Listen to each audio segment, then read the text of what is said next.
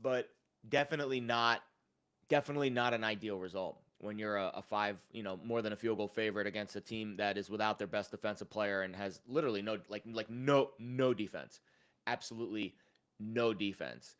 Um, and that game. Ooh, YouTube is up. I just heard an echo, meaning that YouTube is up. Hey, great job, YouTube. Congratulations.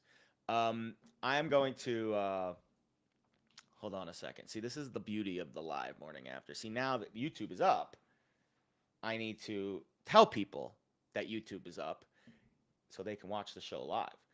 Um, there's definitely so yeah, it didn't even work. We are live finally. Sorry, I'm see this is what happens when you um are doing everything by yourself here on the show. We are live finally. Yes, we are live. How about that? All right, let me share it with my Discord audience. For those unaware, live for episode 3 of the morning after. You guys are hopefully enjoying uh, this look behind the curtains on how I do things. So I think what the problem was, I think there's just an issue with the YouTube streaming software today. It just took a while to get this up. Okay, so we are live here in the morning after. We want to thank you very much for um, for spending some time with us this morning. We are recapping Week 7 in the NFL, and we're going to do a lot of predictions for the college football playoff and all that stuff. If you want to chime in, please do so. I do have the YouTube chat up. At least I am working on that right now. Here we go. YouTube chat is up. If there's anyone watching that wants to ask questions, now is the time to do so. I will get to them at some point during the show. Okay, so let's recalibrate. Week 7 in the NFL.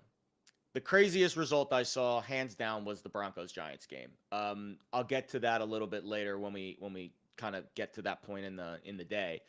But we're starting with Thursday. Steelers and Bengals. I again, the Steelers just can't drop that game. I think based on where the odds are kind of pointing, I feel very comfortable that the Ravens are winning the AFC North. It's about the same price as the Steelers right now. I really don't care what the schedules are. Pittsburgh showed to me that when push comes to shove, I don't think their defense. That's the part about the Steelers that I think is the most surprising this year. I think, and I haven't updated my numbers yet this morning, but coming into the game, they were a bottom 10, bottom half of the league defense. That is not what Pittsburgh is. Maybe they figured things out defensively, um, but the Steelers are a team that absolutely relies on their defense first. Rodgers is not a guy, and he's been a little bit better over the last couple of weeks pushing the ball down the field. But I just don't think that's going to be what Aaron Rodgers is, and I don't think that's the vibe that Mike Tomlin wants. So I'm refreshing my advanced numbers right now. Let me see if I can find where the Steelers are defensively. I mean, yeah, Pittsburgh right now is 25th in EPA per play on defense. They're barely ahead of the Giants. It's just not a recipe for winning games. I mean, you got the Raiders and the Saints and teams that are the Panthers that are ahead of the Steelers right now in defensive efficiency. It's just not going to win too many games in the NFL, especially when you're on the road on a short week. Um, Impressive performance by the Rams, really impressive. I thought the Rams defense was so I was on the under in that game. I thought the Rams defense hasn't been talked about enough over the last 2 years. I think Chris Shula's done just an incredible job with this defense. They are very good up front, much better than you think. And they're top 5, at least coming into the game. I don't think it's going to change after the Jaguars could barely move it. But they were top 5 in both explosive play rate, run, and pass. So where are the big plays coming from against this Rams defense? Very difficult to defend, or very difficult to move the ball against. And very impressive. They held. I mean, to be fair, Jacksonville's defense held the Rams to 4.5 yards per play. So it's not like Matthew Stafford without Puka Nakua was slicing and dicing down the field, but they got out to the big lead and then they just kind of sat on it in the second half. I thought the Jaguars defense actually did a good job in the second half. But the Rams sacked Trevor Lawrence 7 times, and they held Jacksonville 0 for 2 in the red zone. But the Rams, again, without Puka Nacua, and now they'll go on the bye, and he should be healthy after the bye. Very different offense. So keep an eye on that as we move forward with the Rams. Puka is just not one of those guys that, um, when you're without him, he does so many different things. And I, I mean, to be fair, Jonathan Taylor's going to win Offensive Player of the Year because Puka just, isn't going to play in enough games, or isn't going to be as productive in enough games, right? Like that, you need to be elite for the whole season if you want to win that award. And I thought he was tracking to win that award if he led the league in targets, receptions, yards, but now obviously missing a game, and he was hampered in that Ravens game where he didn't do much. I think it's Jonathan Taylor's award to win now. But the Rams, despite only gaining 4.5 yards per play, had a 50% success rate on offense. So they still were successful on half of their plays. Didn't turn it over, didn't commit a lot of penalties. So much for jet lag, right? As Taylor Swift would say, jet lag is a choice. Nice win for the Rams. Them in San Francisco right now, and Seattle. I mean, that's a really good NFC West.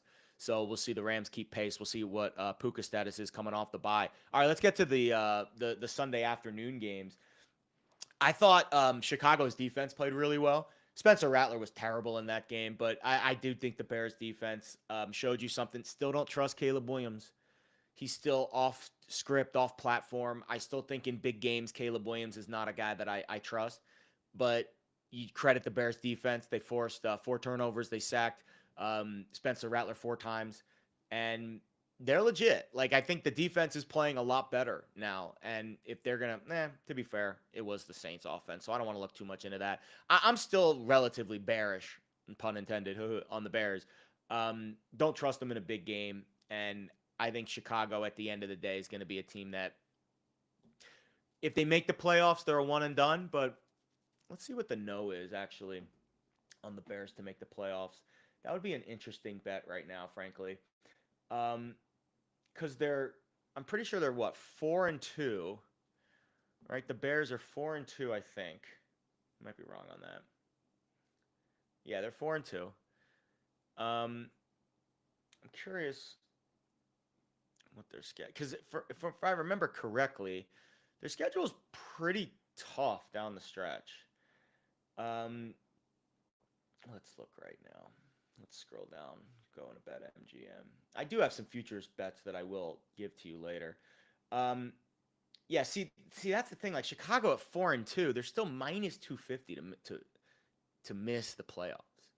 So I think that's twofold. A, the NFC is just loaded, man. Like we told you, the NFC West, Niners, Rams, Seahawks, all 2 losses. NFC South, Panthers better than expected, above 500. Falcons 3-3. They're still in the mix. In the NFC North, obviously you've got the Packers and the Lions that are with 4 wins. You've got the Vikings with 3 wins. And then in the NFC East, the Cowboys and the Eagles look like they're playoff teams.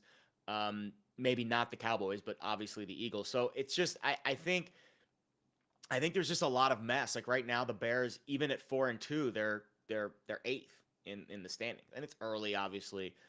We'll kind of shake things out, but I did bet the Bears no to make the playoffs before the season started. I also bet under 8.5 wins. I think it's more about Chicago's schedule down the stretch. Let's talk about Chicago's schedule. So they play Baltimore, who's coming off the bye. The Ravens are going to be, I mean, that is a brutal spot for Chicago. At Baltimore with the Ravens off the bye and just pissing mad after how bad Baltimore's been the first 3 weeks or the first 6 weeks of the year. At 1-5. Cincinnati, Giants, Vikings, Steelers, Eagles. I mean, the stretch run for Chicago is brutal. So they start with the Thanksgiving Black Friday game at Philly. And then it's Packers, Browns at home, Packers at Niners, Lions. I mean, they're going to go 1-4 down the stretch for sure. I mean, they're going to win that game at home against the Browns, you would think. But Packers, Niners, Lions, Packers, Eagles. I mean, that's a really tough stretch from week 13 on. So I would not be buying the Bears hype, even though they've won 3 in a row now and their defense looked pretty good. I give credit to their defense. Looked pretty good, albeit against a bad Saints offense. The Browns,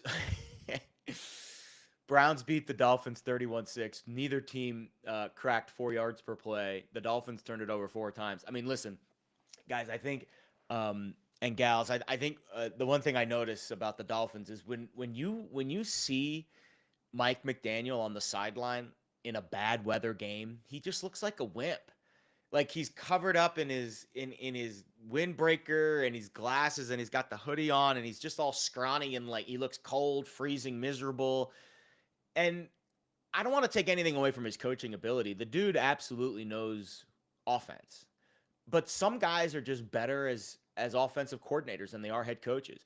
Like when you see Dan Campbell on the sidelines, when you see Andy Reid on the sidelines, when you see Mike Vrabel on the sidelines, these guys are imposing physical figures, and that kind of masculinity, it filters out to the rest of the sideline. Like if your coach is in a bad weather game, like all huddled up and looking all scrawny and weak, it's just a bad look. And when you've got all these 6'3", 300-pound men that you are leading on the sidelines, I just think that there's a certain physical stature that is required to garner respect. That I know that might sound weird, but like when you look back at these cold weather games that Miami has played in the past, like when they went to Kansas City in the playoffs, I think it was last year, 2 years ago, and it was like sub-zero temperatures, and McDaniels looks like an icicle on the sidelines. Like you just don't have it. This doesn't instill a lot of confidence. So I think my take on this is I would hire Mike McDaniel to be my offensive coordinator, but I would never hire him to be my head coach. I think you need more of a physically imposing stature on the sidelines. Someone who's actually you would be afraid of running out of the tunnel. Not someone who looks like he's the coach's son. It's a weird look. And I think it's one thing if they're winning games, but they're not. They're one of the worst teams in the NFL. So you really, I don't know if he's going to get fired this week. I don't think so. I think it would have happened already. It's 8:30 Eastern, or excuse me, 8:30 Pacific here Monday morning, in Vegas. I would have guessed it would have happened already. Huskers is chiming in. I want McDaniel to be the OC at Kansas City next year, and when Nagy takes the head coaching job. Listen, I don't think that's a bad plan. I think if I had an open job for an offensive coordinator or an offensive analyst or a run game coordinator or pass game coordinator, like I think I would hire Mike McDaniel. But I just don't think it works as a head coach. I just don't. I think you need a more physically imposing presence on the sidelines. Jason says if you looked across the field at him when you coach Saturdays, you'd already count on the dub. I agree. I think there's so much about, we're going to go off the NFL for a minute and we're going to go into some coaching mentality here and some football mentality. So much about football is mental. For example, to be fair, I coach 12-year-olds, so I'm not comparing this to the NFL. When I'm on the field preparing for a game, the one thing I notice, and I work directly, I'm the quarterback's coach. I work directly with the quarterback. We're warming up, we're going over the plays, we're talking about the game plan, blah, blah, blah, blah, blah. And then the opposing team walks out onto the field during warmups. The first thing my quarterback, and to be fair, he's 12. The first thing my quarterback says when the opposing team walks out on the field, oh, crap, that D-line looks big. Or, oh, they look small. They look puny. They look soft. There's so much about football that is intimidation and mentality. When Mike McDaniel's running out onto the field in his windbreaker and it's freezing cold and he's shivering and he can barely look at the plays because his hand, there's nothing about that that's intimidating. And I think in the NFL, it matters less because all these guys are huge and gigantic and they all are men, man amongst boys kind of vibes. But I do think there is a little bit of, man, when Mike Vrabel's my coach on the sidelines, I feel strong. When Andy Reid's my coach, he's 200, 300 pounds. He looks strong. That's the guy I want leading my team. So I do think there is a certain image that needs to be portrayed in order to be tough in this league. And I don't think Mike McDaniel's it. I'm assuming it. If it's not midseason, he'll be fired at the end of the year. I just think that's why I thought Brian Daboll was going to be the first coach fired, and it turned out to be Brian Callahan.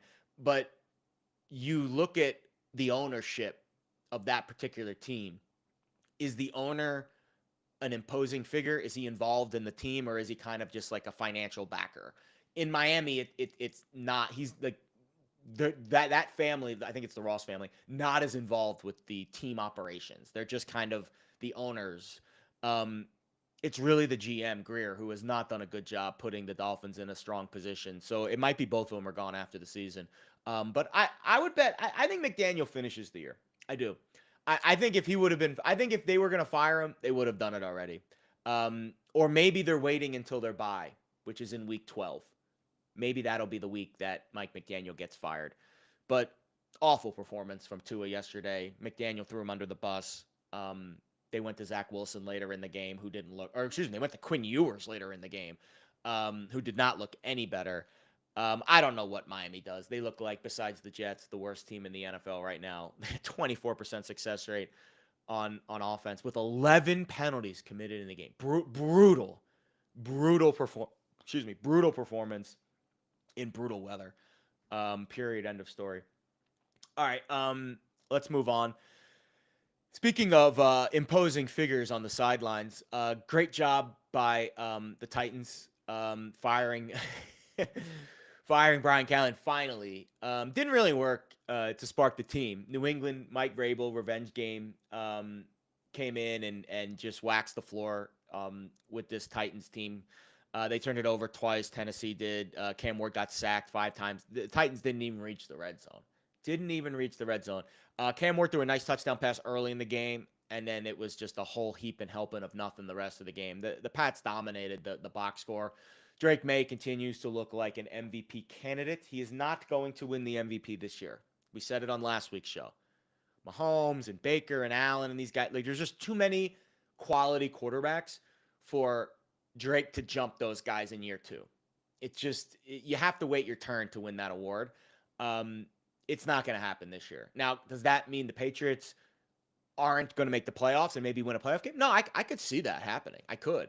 Their defense has to, continue to improve, and Drake May has to clean up the negative stuff. Right? Like, he got sacked 4 times. Like, and that's the problem with Drake May right now. The EPA is through the roof. The ADOT, he's taking shots down the field. He's aggressive, but he's taking too many sacks. He's holding on to the ball too long. He's trying to do a little bit too much, where the best quarterbacks in the NFL understand when to throttle up and when to throttle down. When do you take that check down, live to see another play? Don't try to hit the deep shot every single time. They're going to lose a game at some point this year because Drake May makes a critical error in a big spot. And then everyone's going to be like, oh, Drake May sucks. No, like, this is just the maturation of a young quarterback. You have to take the good with the bad. I love what I'm seeing. The upside, again, is through the roof. But the floor is still relatively low. We need to raise that floor, even if it means lowering the ceiling just a little bit. Not every play, but doesn't mean every play has to be a 20, 30, 40, 50-yard explosive. So, nice win by the Patriots on the road, covered the spread, covered all numbers. But still, I'm not there yet on Drake May being an MVP. He's right on the doorstep. He's a runner-up. He's going to finish 3rd or 4th or 5th in the MVP voting this year. But I still want to see a little bit more polish in his game. The belt-to-ass game of the year was in Kansas City. Vegas had absolutely nothing in this game, guys. 14% success rate. That's the lowest I've seen of any team this year. And the Chiefs at 53%. That means the net success rate was plus 39%. Belt to ass for Kansas City. The widest success rate margin I've seen in a game this year was 20% a few weeks ago. It's almost doubled that. Absolutely obliterated the Raiders. And I thought this might happen for 2 reasons. One, Vegas isn't any good. When Vegas shows you their floor might be the lowest floor in the league. Geno, I don't want to say he looks washed, but he definitely doesn't look comfortable in this offense. Maybe it's the offensive line. Maybe it's the fact that he has no receivers and Bowers is hurt. I don't know, but this is a very, like, the Chip Kelly, Geno Smith marriage looks like it's heading for a divorce very soon. And it sucks because they traded for him. And he cost the Raiders draft capital and a shitload of money. So not a great situation for the Raiders right now. On the Chiefs side, it's just kind of ho-hum. I think midway through the second quarter, they kind of felt this one was over and they just throttled down. Rashee Rice looked great. They fed him the ball early and often. I mean, listen, guys, people are going to hate it. You're going to hate it. The public is going to be so mad, but the Chiefs are winning the Super Bowl again. I'll say it every week. There is not a team in the AFC that I think looks on their level this year. It's actually ironic because we view the NFC as the wide open conference, and that is true. But the AFC, you kind of put 3 teams in the top tier and no one else really has a chance.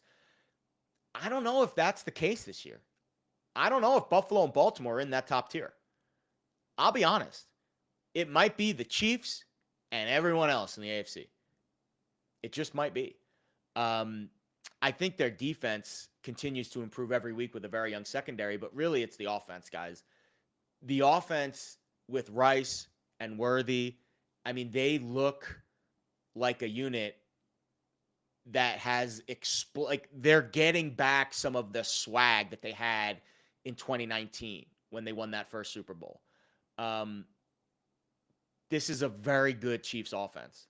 Mahomes is, people hate it, but he's the best player in the sport. And it's not because of his physical talent. There's plenty of other physical quarterbacks like a Josh Allen, like a Lamar Jackson, that when they're in there, even like a Drake May, that when they're at their peak are much more dangerous than Patrick Mahomes physically.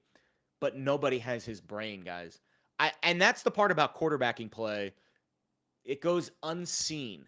When Mahomes is at the line of scrimmage and the defense is checking into this and rotating into that and disguising this, he knows how to put his team in the best possible scenario to win that play. And I think a lot of people get caught up in the minutia of explosive plays and this and that and, oh, show me your shit. Patrick Mahomes, if it's a 5-yard out when the defense is backing off and they're worried about the deep threat, but that 5-yard out is designed perfectly. You check out of your original play and into a new play, and then it's thrown on time, on target with the receiver's chance to get yards after the catch.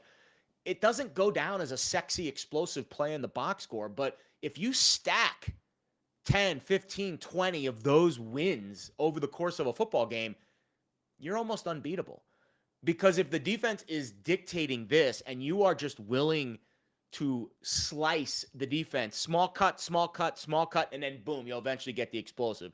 But people take for granted how elite he is at getting his team into and out of the right play. And I nobody in the NFL, guys, is better right now. I'm sorry. Deal with it. I know everyone hates it. Oh, the Chiefs. Oh, Taylor Swift, Travis Kelce. I hate it so much. Deal with it. We need to eliminate Chiefs derangement syndrome from our mind and appreciate the greatness that we are watching at the quarterback position. Nobody is playing this, but they have changed the picture on him so many times. First, they were giving him the deep shots those early years, and then all of a sudden, everybody was playing cover 2 shell. And he took a little time to adjust to that, figured it out. Now what are you going to do? Because now you can't really play cover 2 against them because they're going to run it with Hunt and with Pacheco. And you can't back off the line of scrimmage because these receivers are elite yaksters. Worthy and Rice and Thornton and Brown. I mean, this is this team is dangerous on offense. The quicker you figure it out and remove the derangement from your mind, the quicker you'll be willing to make money. I should have just laid the 12 this weekend with Kansas City, but I bet the Chiefs to win the AFC West at plus 335 when everyone was jumping ship at 0-2.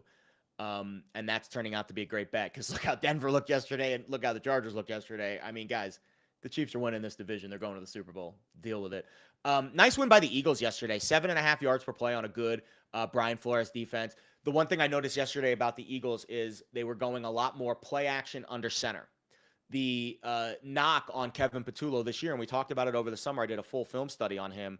The knock on Kevin Patullo this year is he was not willing to throw the ball under center. If they were in shotgun, they're throwing it. If they're in pistol under center, they're running it. Well, made a little adjustment, and maybe it was maybe it was Sirianni, maybe it was somewhere else. Loeffler, the quarterback's coach, like maybe there was another voice in that room that said, hey, listen, we are becoming too predictable on offense. Everybody knows that when we're under center, we're running the ball. So let's throw it from under center. And lo and behold, Jalen Hurts has his best game of the year. The Eagles defense still, Carson Wentz didn't exploit it that well. They turned it over twice, but 51% success rate allowed on defense for this Eagles team. They were fortunate. They held Minnesota to 1 for 6 in the red zone, or else they probably don't win this game. And they won the turnover margin. But I need to see more from the Eagles defense. I am not there on Philly being this, bona fide Super Bowl contender. I think the NFC is really tough this year. There are a lot of good teams in the NFC. I don't think Philly's even in the top 3 right now, frankly, in terms of how I would grade teams in the NFC. I would put the NFC North right now ahead, for sure. Tampa might be ahead. San Francisco might be ahead if they're healthy. I don't know if they're going to get healthy, God willing, with their voodoo magic, but the Rams for sure are ahead. You're telling me if it's Detroit against Philly right now, I would take the Lions. Rams against Philly right now, I would take the Rams. Packers against Philly right now, I would probably take the Packers. I think the Bucs at full strength against Philly right now, with those receivers against that secondary, yeah. I think I'm taking 3 or 4 teams in the NFC right now over Philly. Doesn't mean Philly can't improve, but I still think they're very one-dimensional on offense. I need to see more from Hurts. I want to see him stack multiple games together like that and figure out a way to keep the defense off balance. You've got nothing from Saquon Barkley this year. Not a knock on him. I think teams are taking him away and forcing Jalen Hurts to beat you. But coming off of a performance like he had last year, wouldn't be surprised. I bet the under on Saquon's rushing yards prop. That looks like one of the better bets that I've made in a while. The Jets suck. They're the worst team in the NFL. They're 0-7. They scored 6 points and had 3.7 yards per play against Carolina. Carolina didn't play great either, but the Jets won the idiot battle of turnovers. They actually did better in the penalty department than they've done in recent weeks, but didn't score a touchdown in the red zone in their one shot. And Justin Fields and Tyrod Taylor got sacked 6 times. I have no idea who's playing quarterback for the Jets. I don't really think it matters. Fields and Taylor are both coin flips right now in terms of who's better. Aaron Glenn and Darren Moogie made that decision to run out of town an MVP quarterback. And I know the Rodgers thing didn't go well the first 2 years, but can't go any worse than what's happening with the Jets quarterback situation right now. And you're seeing Pittsburgh win games with Aaron Rodgers. So I don't think Aaron Rodgers was the problem. The problem is they're undisciplined. There's no culture. And they suck. Period. End of story. When you're a bad football team, you're just waiting for the bad things to happen. When something good happens, you're hesitant. You're like, oh my God, what? It's almost like my romantic situation. Like when I go on a date and it's good, I'm like, well, where's the red flag? Where is she hiding it? Because I've been hurt so many times that you're just expecting the negative. That's the problem with the Jets right now. Big problem with the Jets right now is there's a anvil that is waiting to drop at any moment. And when you don't have a quarterback in the NFL, you're not going to win. And the Jets do not have a quarterback. The good news is they're probably going to go 0-17 or 1-16 or something like that. And they're probably going to have the number 1 pick. And they'll probably have their choice of quarterbacks. I don't think Aaron Glenn's the guy, though. They look unprepared and completely lifeless on the side. He doesn't look like a head coach that gets it. He looks like a head coach that should be a defensive coordinator, the anti-McDaniel, who should be an offensive coordinator. All right, wildest game of the day happened in Denver. The Broncos scored 33 points in the fourth quarter, and that was the most ever scored by a team that was getting shut out in the first 3 quarters. This game was on drugs. I had the Broncos. I laid 7. I also had a bunch of teasers that were tied to Denver. I thought this game was done.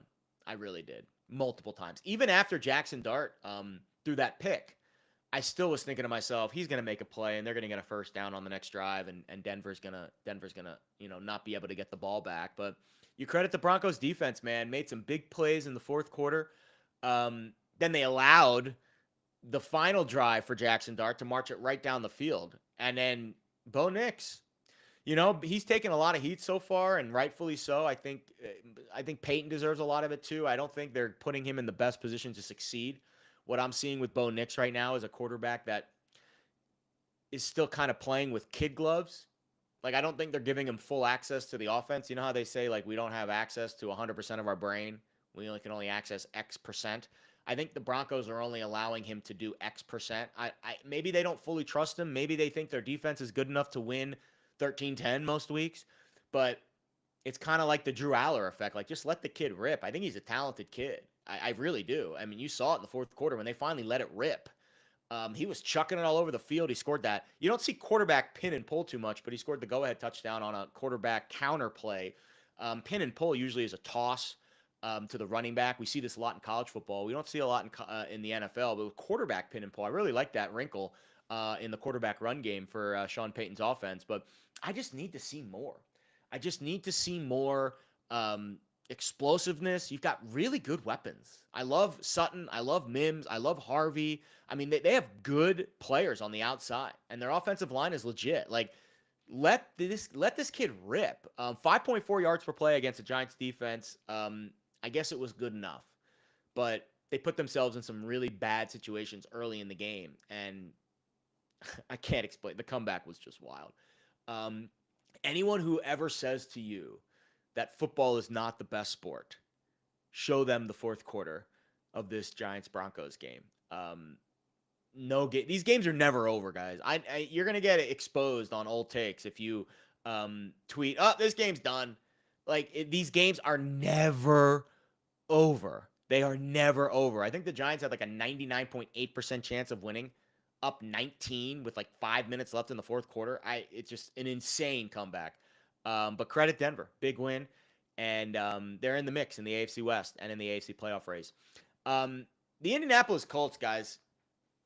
I mean, I didn't think this was going to be the game that they were going to get completely derailed because the Chargers are dealing with a lot of injuries right now, and especially on the offensive line, and I think the pass rush for Indy is legit. So I thought Herbert was going to be under pressure. He did get sacked 3 times, but really it was the offense. I mean, 54% success rate, 7 yards per play. Shane Steichen is drawing it up right now. Jonathan Taylor looks like the offensive player of the year. I would not make that bet right now because it's even odds, and he gets nicked up 1 or 2 games. Those odds are going to drop significantly, and he could still win it.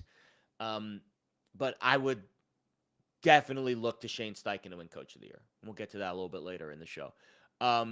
Chargers, guys, listen. We tried to warn you on the Chargers. Justin Herbert's clutch in the fourth quarter. Those numbers are great, but those offensive line injuries have a way of really piling up. I think this Chargers team is still what we thought they were, even though they started fast with the hot start. I think they were 3-0. They're 1-3 since. I'm not there on the Chargers. I'm just not. I think. Let me check those standings. Actually, I might be wrong on that. Yeah, I was right. 3-0 start. Then they lost to the Giants. They lost to the Commanders. Come back, barely beat the Dolphins. Right, like needed a desperate late comeback. That showed nothing yesterday, and then got absolutely waxed by the Colts. Charger schedule coming up: Vikings, Titans, Steelers, Jags, Raiders. I think they're a 9-8 team that probably just misses the playoffs. I bet under 9.5 wins on the Chargers before the season started. I feel like that's probably a pretty decent bet. Dallas belt to ass against Washington. Weird game. Dallas just got off to the really fast start. Didn't really look back. Jaden Daniels got hurt. Took a bunch of sacks. I don't really know. Washington is a weird team. I was high on them coming into the year. I actually did bet Washington pre-flop to be a playoff team and to be a team that goes over their win total, but not the vibes this year.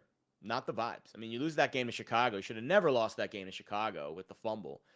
And then you let that linger with just a gross performance in Dallas. And then they play the Chiefs and the Seahawks. I mean, their next 3 games, Chiefs, Seahawks, Lions. I mean, good luck. They're probably going to lose all 3 of those games. And they're probably going to be 3-7. The regression train hitting really hard for Washington this year after an incredible season last year. Maybe they were not as good as their awesome record was last year. And then finally, Packers, Cardinals. This was the one game I got right in my contest yesterday. I took the Cardinals plus 6.5. Um, they got outgained by Green Bay, barely. Packers didn't look great on offense. Neither team cracked 5 yards per play. The Packers are a team that are going to win games but not cover a lot of numbers this year when they're the big favorite, right? Like, I just don't think Packers touchdown road favorite makes sense to me. They play at a snail's pace. Floor doesn't show urgency. Like, they just want to win games, which is fine. Listen, you win games in the NFL, you're in the playoffs, maybe you win the division. I think the Packers still would be my choice to win the division. Even though the Lions do look legit, the Packers have they have the game in hand, so I've got to give them the benefit of the doubt right now. But I think Green Bay is not like one of those, like, they're not as good as those first 2 weeks showed. When they were moving it up and down against everyone, they looked like the best team in the NFL. Like, I think that was kind of a flash in the pan. I think they're good, not great offensively. I think Jordan Love, they don't take as much available yards as I'd like to see them take. I really thought they could have went into Arizona yesterday and just wiped the floor with them. The number was certainly telling you they were going to, but I think the ceiling's a little lower on Green Bay. I think I don't know if they're going to go to the Super Bowl in the NFC. The NFC Super Bowl race is just a crapshoot right now. Any of these teams could go. I think the Packers could get hot down the stretch and go. I think having home field is going to be huge for Green Bay. If the Packers can somehow get home field advantage, that Lambeau Field in January ain't no joke. That would be the deciding factor. Because having Tampa go to Green Bay, right? Like, let's say NFC Championship game, San Francisco, Tampa, Detroit, indoor team, Rams, indoor team. Having those teams go to Lambeau Field in late January, I just think that's a huge, huge advantage for the Packers. Right now, it's Packers 4-1-1, Tampa 5-1 at the top of the NFC right now. The difference is Green Bay's loss was in the AFC. So the Bucs right now have 1 conference loss. The Packers have 0 conference losses. And those 2 teams do not play each other this year. So the Packers-Bucs tiebreaker, let's say they both finish with the same record atop the NFC, it'll be conference wins. Conference win percentage. So that's important. And we'll see how Tampa does tonight against Detroit. Who knows? They might have their second loss in conference play after tonight. By the way, Packers at Lions, November 27th. That is Thanksgiving Day. That is going to be one of the best Thanksgiving days in recent memory in terms of games. That game is going to be huge. Absolutely huge. All right, that is our NFL recap for Week 7. Bunch of buys this week. Keep an eye on your fantasy lineup. 6 teams on bye this week. So, and we got actually, excuse me, I didn't recap the Falcons Giants game last night. I actually fell asleep really early last night. Kind of a boring game, to be honest with you. Not really much to get to there. I think the Niners did what they had to do. Right, they got a little healthier. Jennings came back. Kittle came back. Both of those guys had impacts in the game. Kittle more in the blocking sense. He wasn't really impacted much in the offensive targets department. But Jennings was huge, had a bunch of first downs. McCaffrey is a beast, guys. Christian McCaffrey, as long as he's healthy, the Niners have a chance to win. I don't really care if it's Mac Jones or Brock Purdy. You would expect Purdy to come back and maybe elevate this offense a little bit in terms of his physical traits. Like, he's a little bit more elusive in the pocket, I think, than Mac Jones. But I think Mac Jones has done a good job with this offense. Honestly, beat the Rams, beat the Falcons, couple of nice wins, and the Niners right now 5-2, sitting atop the NFC West because of their win over the Rams. Things lighten up a little bit over the next few weeks. They get to play the Giants, they play the Cardinals, the Panthers, the Browns, the Titans. But they've got a huge game coming up against the Rams in 2 weeks. 3 weeks, excuse me. That's going to be a massive game. If they're able to win that game at home against the Rams, I think they win the division. If not, then it'll be wide open down the stretch. Okay, that concludes our recap for NFL Week 7. Let's move on to college football predictions. Actually, first, before we do that, I need to take a sip of coffee. To the 5 people watching live right now, thank you. Huskers, Mahomes' most clutch quarterback in the league by a mile, too. I agree. I agree with you, Huskers. Um, Having to play the way he did the last 3 years made him scary now that there's talent around. Yeah. I think we're all in agreement here, guys. The Kansas City Chiefs are the best team in the NFL. I know. I'm sorry. People hate it, but it's the truth. Like, I'm not going to sit here and lie to you and say, yeah, but they get all the calls and this and that. Stop with the ref stuff. So I had the take last week, right? The Chiefs derangement syndrome, which that was my one viral clip that went, that really got some good numbers on social media last week. The pushback I got, everybody kept sending me the video, or excuse me, the article of the UTEP students that were doing a study about how many calls a team gets. All it was saying was the Chiefs get calls. Yeah, you want to know why they get calls? Because they put teams in bad positions, right?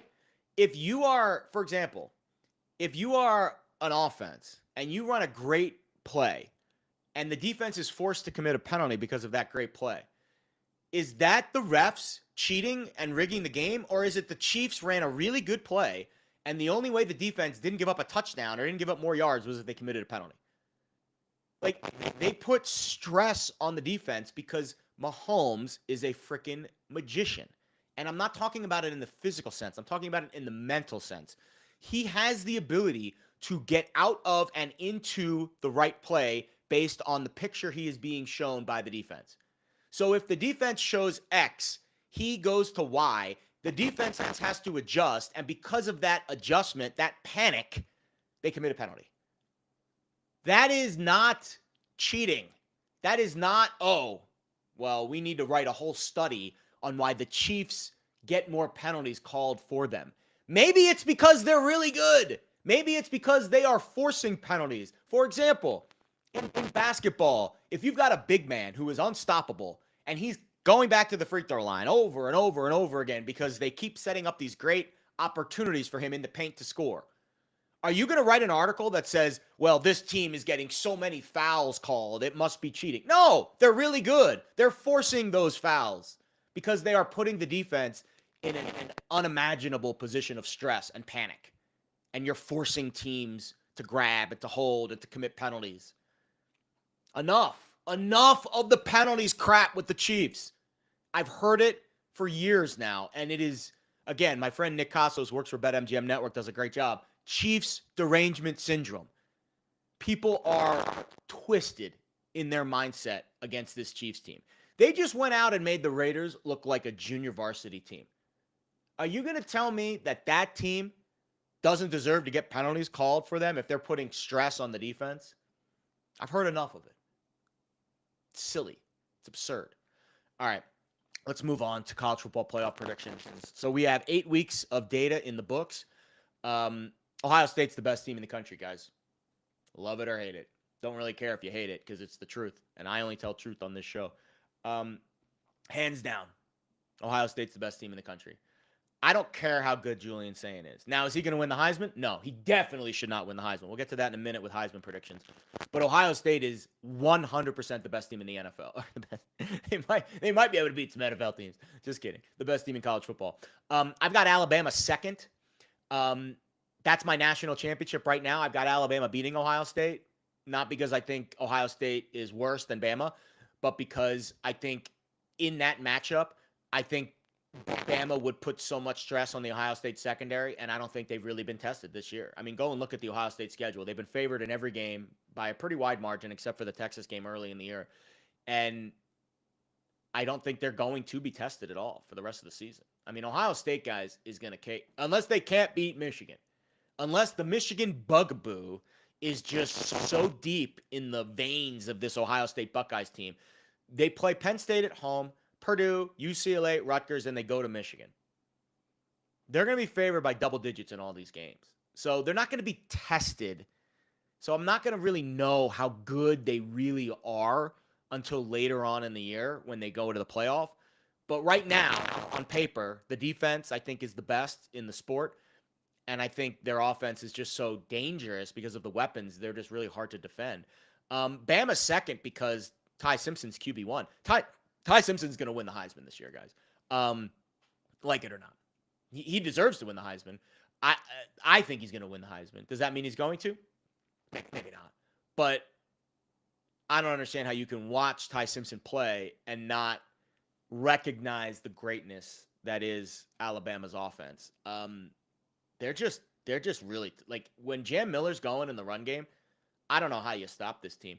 Their weapons on the outside are on par with Ohio State, and they have a better run game, and they have a better quarterback, I think, from the neck up. So I think that's why in a national championship game, I'm picking Bama over Ohio State. I hope they're a dog. They probably will be. But those are my top two teams in the college football playoff predictions right now. The next 6 teams are all SEC Big Ten at-larges, right? Like, I don't have my ACC champion now that Miami lost to Louisville. Woof. I don't have my ACC champion in the top 8. I think Georgia Tech is going to, right now, on track to be the best team in the ACC. But they're going to lose to Georgia probably in that last game, and they're not going to be in the top 8 of the rankings. I think they're, 9, 10, 11, 12, somewhere in that range, probably 9 or 10. But I have Indiana, Georgia, A&M, Oregon, Ole Miss, Notre Dame in my top 8. I think Notre Dame's legit, guys. I think the defense, I think C.J. Carr is slowly improving every week, and you saw what happened when they finally unleashed Jeremiah Love and Jadarian Price. To be fair, I don't know what D'Anton Lynn was thinking in that game. The USC defense, their defensive coordinator, D'Anton Lynn, stubborn as an ox. I mean, they played 2 deep safeties the whole freaking game. They did not adjust once to move a safety into the box and try to take away the run game. They just let Jeremiah Love go off for 200 yards. They just allowed it to happen with no adjustment. It killed my C.J. Carr passing yards prop because I'm sure Notre Dame and Mike Denbrock are like, you're getting a light box. Just keep running it. That's what I would have done. I would not have allowed Notre Dame to beat me on the ground. I would have made C.J. Carr in the rain throw it over my head. That's how I would have played that game defensively. But I'm not the defensive coordinator for USC. Nice win, nice cover for Notre Dame. I think they're a top 8 team. I think they're going to run the table the rest of the way, and I think they're going to be back in the playoff. Ole Miss, I think, is a very different team at home than they are on the road.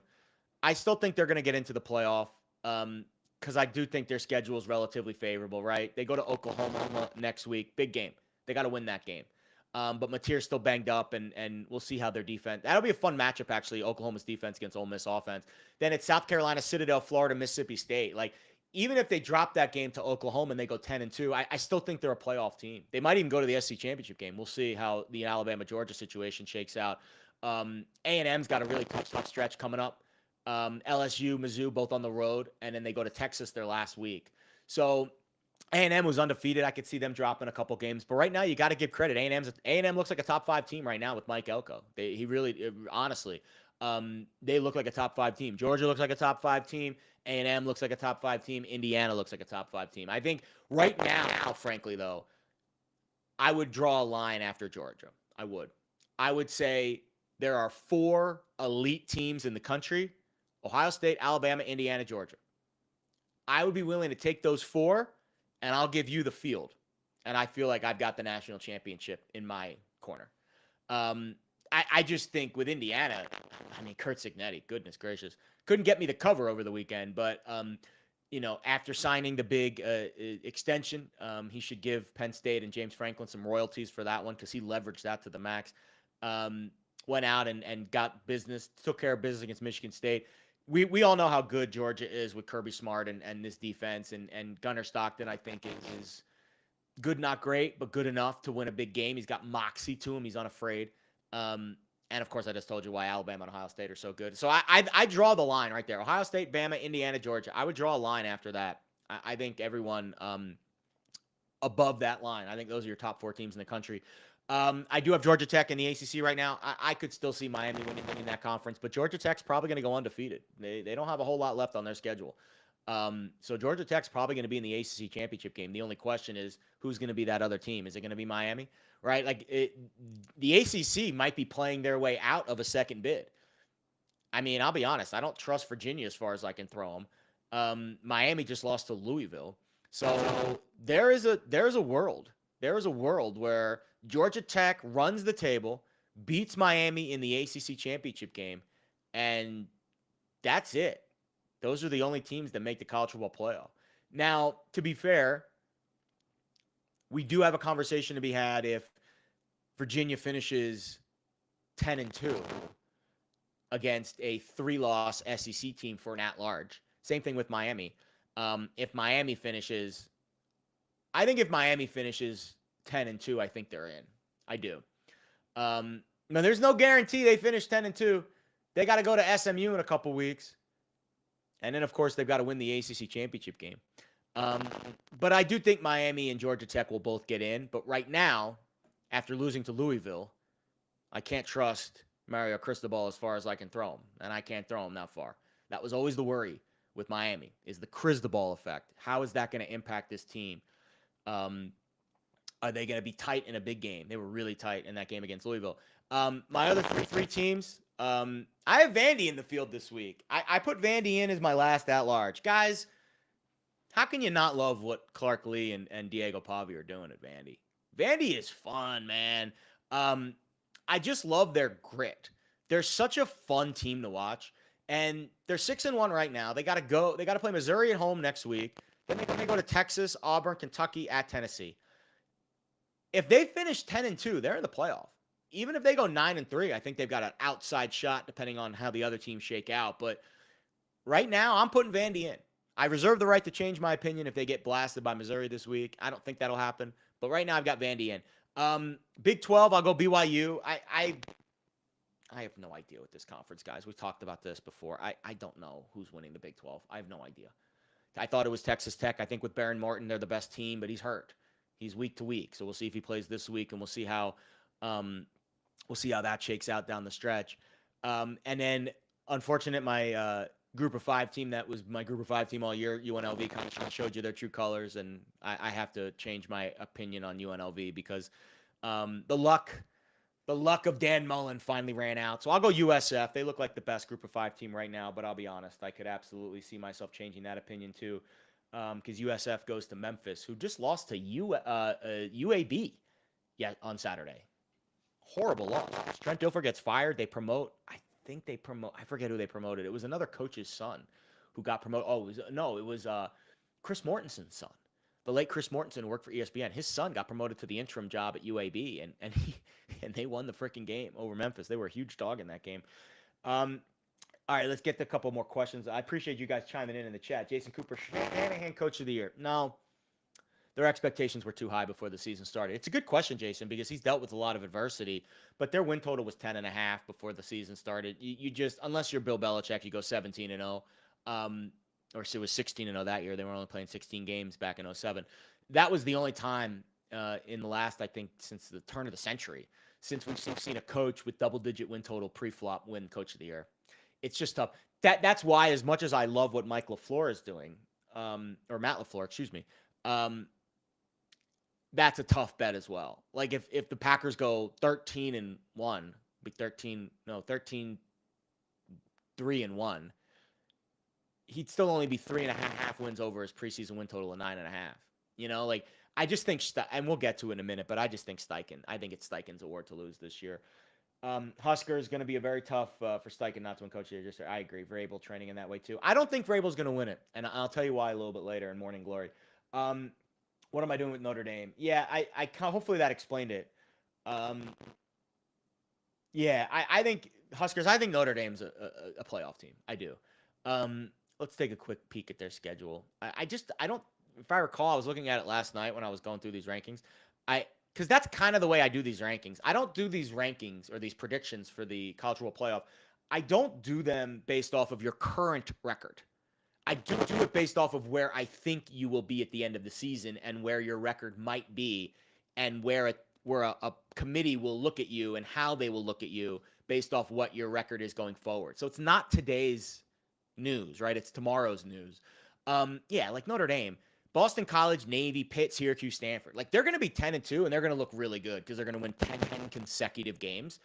And I know the Miami loss doesn't look as great now that they lost to Louisville, but A&M looks great. Like A&M's a legit team.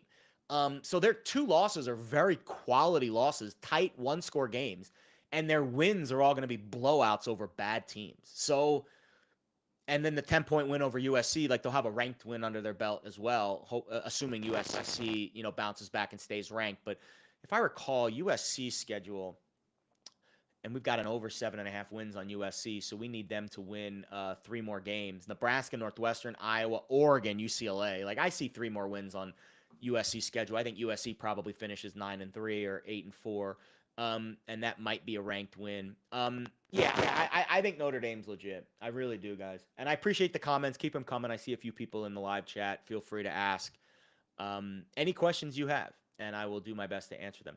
Okay, let's move on to Heisman predictions. Let's talk a little Heisman. For those unaware, and if you're not following me in the Discord, please follow. Join the Discord. I'm giving out tons of bets every day. I just post all my bets. Again, I don't charge anything for it. It's completely free. I'm not trying to prove how good of a gambler I am. I really don't care anymore. I used to care a lot more about, how people perceive me in the gambling world. I really don't care anymore. Gambling. So the gambling space is really ugly, guys. It's really ugly. I was very much hot and heavy as a gambler, trying to be sharp every day for years. What I've learned is there's a group of people who are gatekeeping that kind of world. And I just stopped caring about trying to impress them. They don't like me.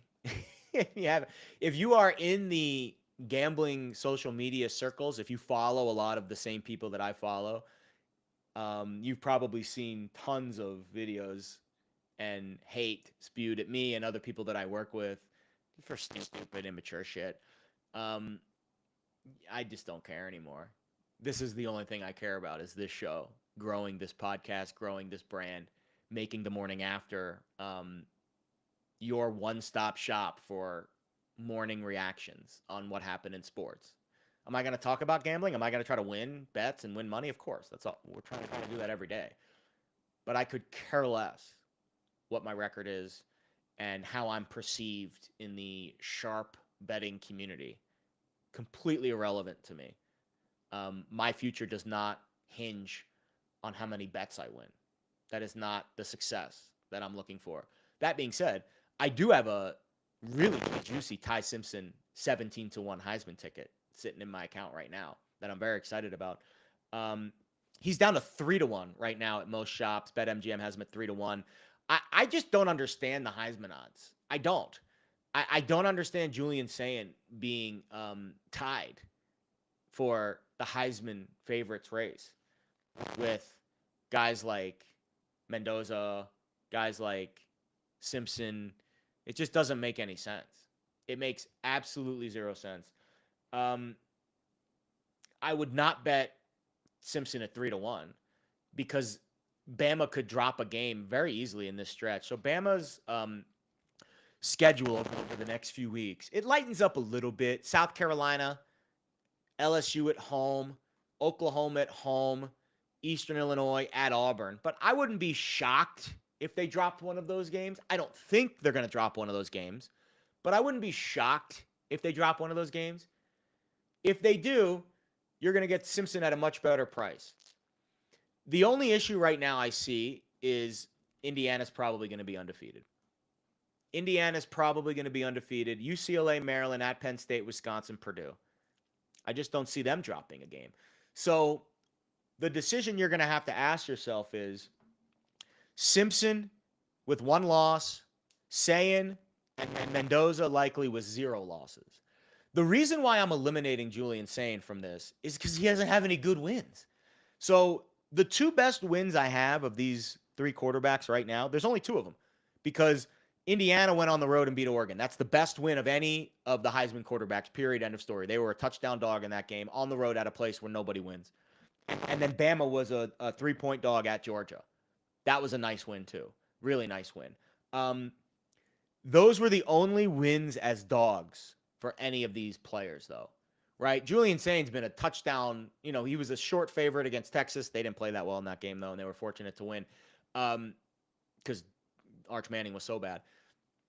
But you are now looking at a Ohio State team that's going to be double-digit favorites in every game this year, in every game going forward. So not really much impressive wins to really hang your hat on. Mendoza's legit. Mendoza, I think it should be Mendoza and Simpson right now even. Because I do think the SEC is better than the Big Ten. So I think you give you handicap one win in that scenario. Where if both Mendoza and Ty Simpson finish with the same record, you got to give it to Simpson because he had a much tougher road. Much tougher road in the SEC. No doubt about it. Winning at Missouri, winning against Tennessee, winning against Vandy, winning at Georgia. Those are better. Those 4 wins right there are better than any 4 games Indiana plays this year. Again, Indiana's best win was at Oregon. That's it. They're going to be big favorites in every other game they play this year. So I think you have to handicap it a little bit where, yes, Mendoza's undefeated, Simpson's got the one loss, but you've got to balance out the scales because of how easy of the road Fernando Mendoza's had compared to Ty Simpson. And their numbers are comparable, right? Simpson, 70% completion rate, 18 touchdowns, 1 pick. That's really impressive. Mendoza, 74% completion percentage, 21 touchdowns, 2 picks. Their numbers are very comparable. I think the difference is obviously the one loss for Florida, at Florida State. And by the way, I nailed that. When I said when we look back on the college football season, we're going to say, I can't believe Florida State beat Bama by 2 scores. How the hell did that happen? Florida State lost to Stanford the other night. But you obviously knock Simpson for the loss. But then you boost him back up because he's got to play Georgia, Vandy, Mizzou, Tennessee, Oklahoma, Auburn on the road. Those games are significantly tougher than what Indiana is going to have to do. Again, Indiana's schedule, guys. Indiana's schedule. Old Dominion, Kennesaw State, Indiana State, Illinois at home, at Iowa, at Oregon, the good win. Then Michigan State, UCLA, Maryland, Penn State, Wisconsin, Purdue. These are cupcakes. So I think you have to handicap this race through the lens of the opponents that these quarterbacks are facing. I would argue that outside of going to Oregon and winning, Indiana will not be really tested at all this entire year. Whereas Alabama is tested week after week after week in the SEC. So if you don't think the SEC is significantly better than the Big Ten, I'm sorry, you're not watching the same sport that I am. I think Ty Simpson, if they go 11-1, with their only loss, a fluky week 1 setback at Florida State, where Simpson didn't play terrible in that game. It was the defense that cost them. And these numbers stay comparable like this, and Simpson only throws 1 or 2 interceptions the whole year in the SEC. I think you got to give Ty Simpson the award. Not a bet I would make right now at 3-1. You should have made it at 17-1, and if you were in my Discord, you would have gotten that alert back during the Georgia game. I bet that during the Georgia game when Ty Simpson was going bananas in the first half on the road at Sanford Stadium in a place where no one wins. Bama won there. But I think Ty Simpson's the Heisman Trophy winner, guys. I really do. All right. That will wrap up our Heisman predictions segment. And before we get to our final 2 segments of the show, I want to remind you, please subscribe to the YouTube channel, guys. I want to get to 500 subscribers soon. We're close. I'm at 480 right now. Once I get to 500 subscribers, I can start monetizing the site. And that's important because once I can start monetizing, then I could continue to pour more effort into this show. The goal for me is to do this show 5 days a week, Monday through Friday, the morning after. That's my goal. I'm not there yet. I won't be there this football season. I just have too many other things that I'm juggling, and I'm just trying to get this thing off the ground by being consistent with when I post and how I post. But the goal for me is to grow this channel into a monster. I cannot do it without you and your help. please subscribe to the channel. Please support the content. Click like, click retweet, click all the buttons. Follow on the social channels, right? I have a Instagram account dedicated to the morning after. I have a Twitter account dedicated to the morning after. My TikTok account, I rebranded it. It's no longer Jared Smith. It's now the morning after with Jared Smith. Everything I am working for is in this container. I think I've heard some very positive things from members of the broadcasting community about this show and the future of it. I think there will be some partnership deals with distribution coming up at some point. Not anytime soon, but hopefully by end of year, before the Super Bowl. I have some fun things in the works that I hope get across the finish line. I'm working my ass off every day to put out quality content. Not hot takes, not bets, not stuff that's going to, have a shelf life of a week. The goal for me here is to put stuff on tape that we can call back months later and say, if you were watching the show then, you would have been on top of this. We did it. I already feel like I'm there with the Baker Mayfield stuff. Now, are we going to get everything right? No, we're not going to get everything right. I'm going to get a lot wrong.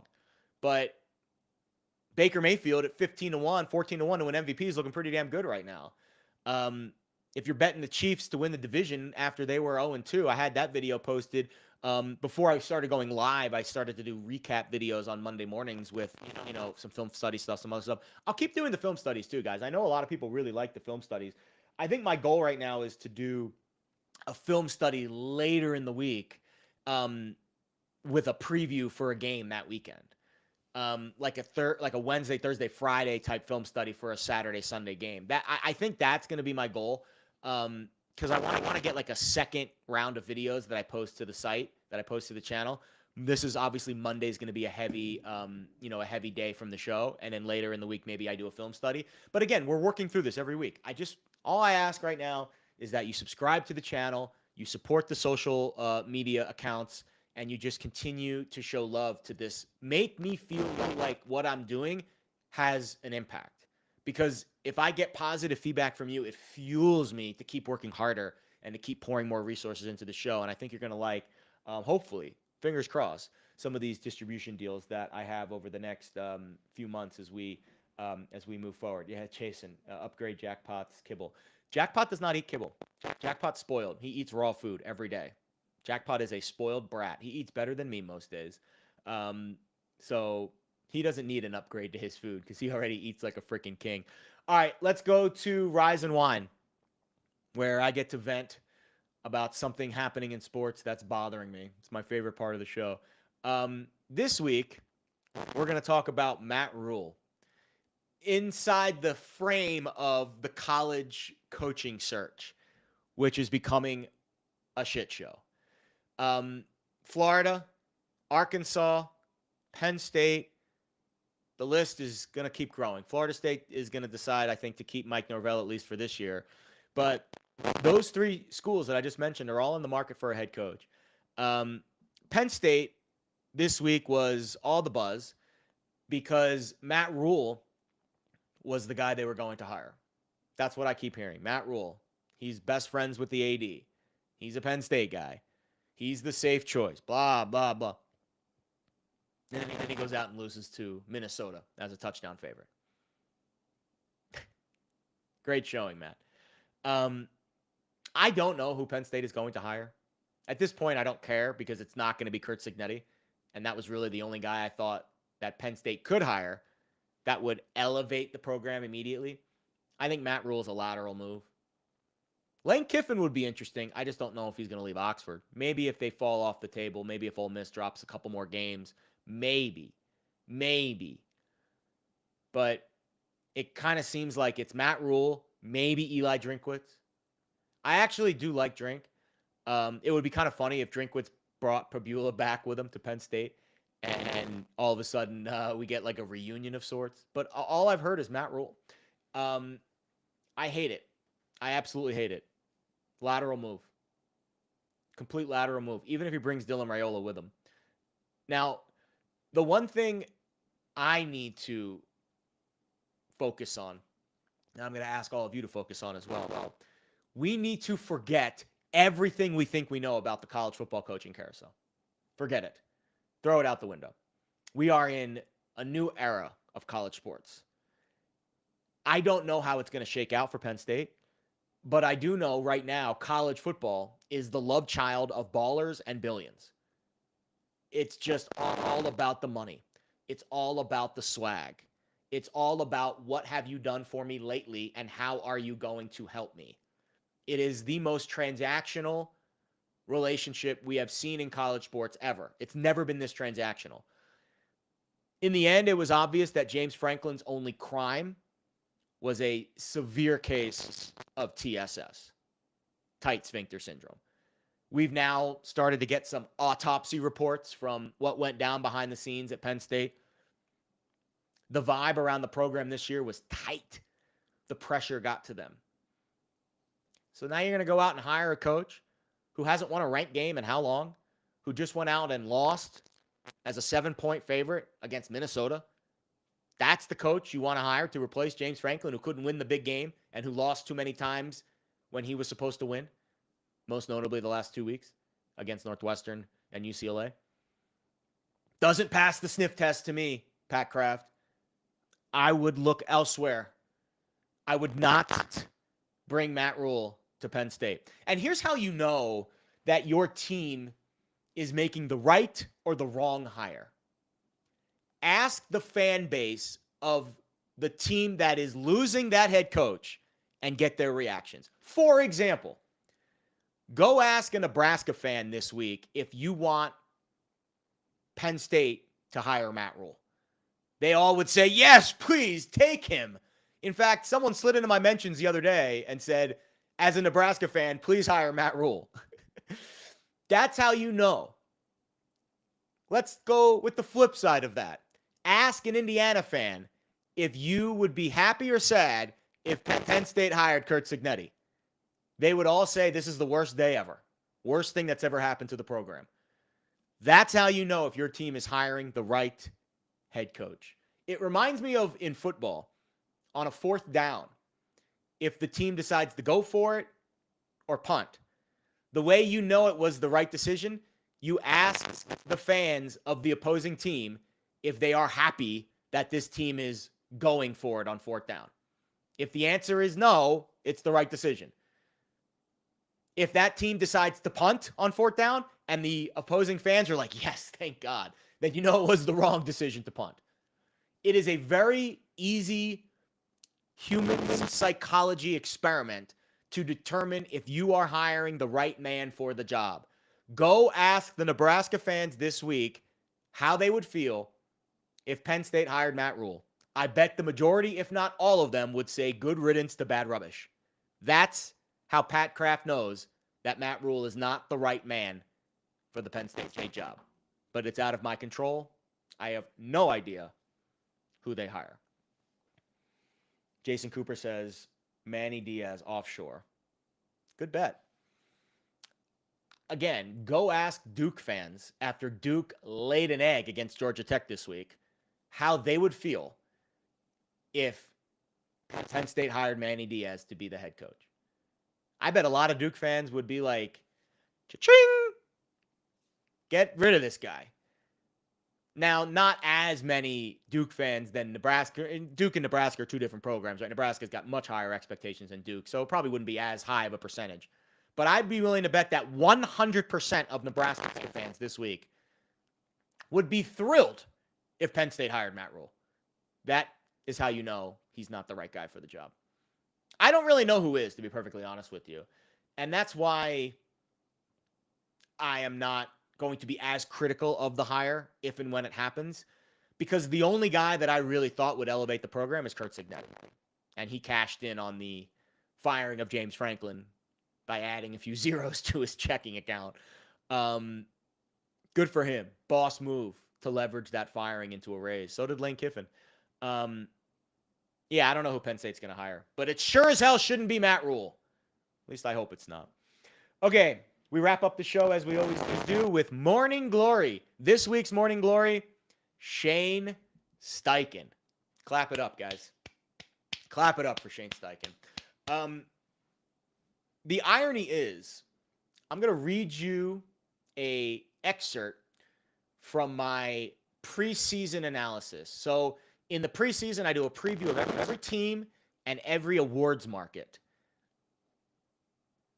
Here is my, and I posted this, by the way, on X. So this exists, right?